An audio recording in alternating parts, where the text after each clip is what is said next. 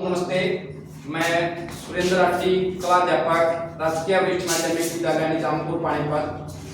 आज मैं आपको ज्योमेट्री में प्रयोग होने वाली परिभाषा को आसान तरीके से बताऊंगा। आपने दिन को एक बार अच्छे से सीख लिया तो आप जिंदगी भर उनको आप कभी नहीं भूलेंगे और आपके जीवन में वो बहुत ज़्यादा उपयोगी सिद्ध होंगी। तो आज हम इसकी शुरुआत करते हैं। पहली जो परिभाषा वो है बिंदु, जिसकी बिंदु की ना लंबाई होती, ना चौड़ाई होती, ना मोटाई होती और ना ही उसकी गहराई होती। उसको मात्र केवल एक चिन्ह के द्वारा दर्शाया जाता है। जैसे पेंसिल की नोक, प्रकार की नोक, पेन की नोक को रख दे तो इस तरह बिंदु का निशान आ जाता है। इसके बाद नंबर आता है रेखा का।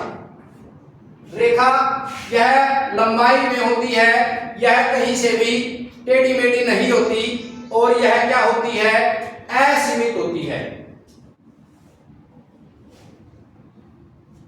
असीमित, ये इधर भी गतिमान है और इधर भी गतिमान है, इधर भी बढ़ सकती है काफी दूर तक और इधर भी काफी दूर तक बढ़ सकती है। इसलिए रेखा क्या है, असीमित है। इसके बाद रेखाखंड, दो बिंदुओं के बीच की कम से कम दूरी को क्या कहते हैं, रेखाखंड कहते हैं। रेखाखंड सीमित होता है क्योंकि सीमित क्यों होता है, क्योंकि इसका यहाँ पर भी एक बिंदु है और यहाँ पर भी एक बिंदु है, इसलिए ये क्या है, सीमित है। इसके बाद नंबर आता है किरण का। किरण वह रेखा जिसका एक तरफ एक बिंदु होता है और दूसरी तरफ उसका एक अनंत बिंदु होता है। वो एक तरफ बिंदु होता है और दूसरी तरफ वो उसकी बढ़ती चली जाती है, उसको हम क्या कहते हैं, किरण कहते हैं। रेखा, रेखाखंड और किरण तीनों में अंतर है।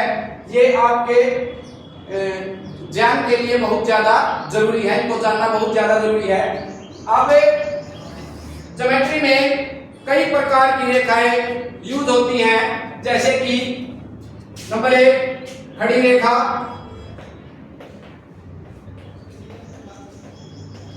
जैसे कि मैं खड़ा हूं, इस तरह की रेखा होती है खड़ी रेखा। नंबर 2 पड़ी रेखा,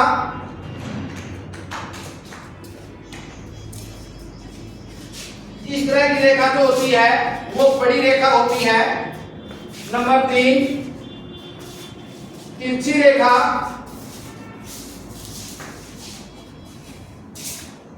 जो रेखा ना खड़ी हो ना पड़ी हो बल्कि उनके बीच की रेखा को हम तिर्यक रेखा या तिरछी रेखा कहते हैं। अब नंबर 4 समानांतर।